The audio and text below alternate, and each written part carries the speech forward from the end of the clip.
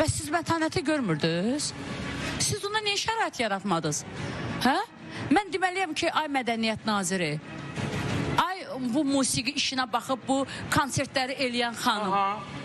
Sən hara baxırsan? Yox, o xanıma baxın. Mən heç kimi tərifləmək istəmirəm. Son günlər adı hallanan insanlardan deyirəm. Bu dövlət konsertlərində biz niyə yox olduğunu mən bilmək istəyirəm necə də. olduğunu hamıdan yaxşı bilir. Siz, başqa müğənnilər, özünü bayraq alıb əlində aparmaq, sizdə söhbət getmir. Bugün Mədəniyyət Nazirliyində işləyən bir insan səlahiyyəti yalnız siyahını icra etməkdir. Siyahı hardan gəlir, hara gedir?